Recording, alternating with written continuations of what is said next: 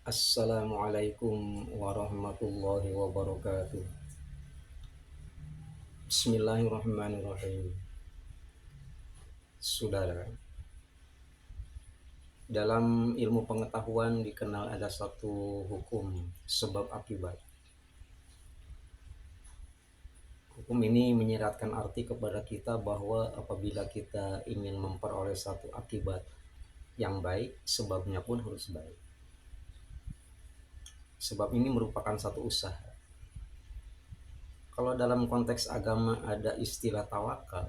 Tawakal itu bukan pasrah, tetapi memasrahkan segala usaha yang telah kita lakukan kepada Allah Subhanahu wa taala. Kalau kita sakit, tidak berarti pasrah di mana Allah Subhanahu wa taala. Cari dokter yang terbaik. Tetapi jangan sekali-kali mengatakan apabila kita sembuh itu sebagai akibat daripada kehebatan seorang dokter. Tidak begitu. Faiza maridtu wa huwa yashfin. Begitu kata Al-Qur'an. Apabila aku sakit, Allah Subhanahu wa taala yang menyembuhkan. Jadi yang dimaksud dengan sebab akibat itu bisa saja akibat itu datang dalam kondisi di mana akal kita mengatakan mustahil. Saya ambil contoh. Ada seorang siswa SMA, kemudian dia ingin melanjutkan kuliah di salah satu perguruan tinggi ternama. Dia ingin masuk ke fakultas ekonomi karena dia punya cita-cita ingin menjadi seorang ekonom yang handal di bidangnya. Apa yang terjadi? Ternyata dia ditolak karena kurang syarat. Bisa saja nilainya kurang.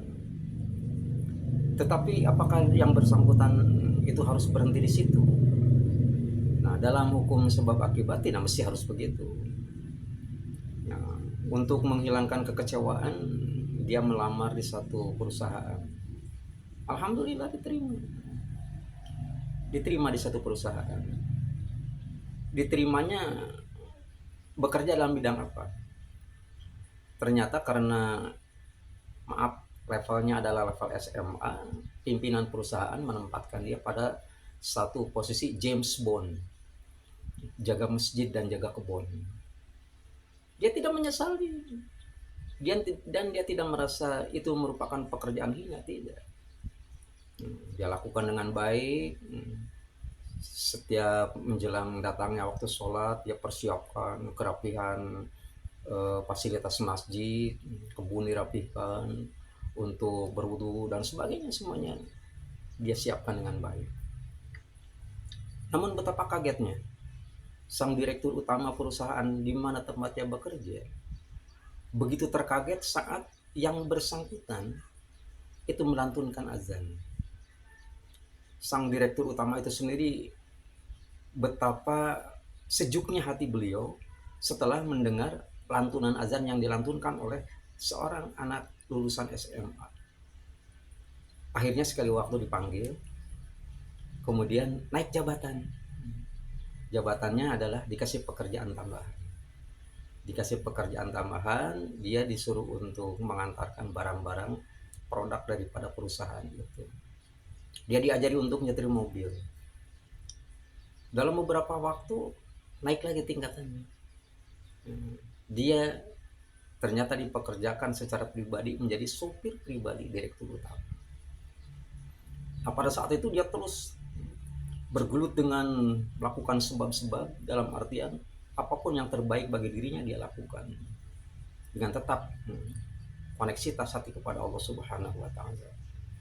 Yang ujung-ujungnya ternyata yang bersangkutan juga diangkat menjadi menantu direktur utama itu. Karena menjadi menantu otomatis mempunyai posisi penting di perusahaan, yang tidak menutup kemungkinan sekali waktu dia pun akan bisa menjadi suatu power. Karena apa? Karena begitu keyakinannya kepada Allah Subhanahu wa taala. Sebab harus mengakibatkan atau harus menghasilkan akibat. Dia menjadi pimpinan terhormat di perusahaan milik mertuanya itu Karena sebab yang dilakukan adalah tawakal kepada Allah Subhanahu wa taala.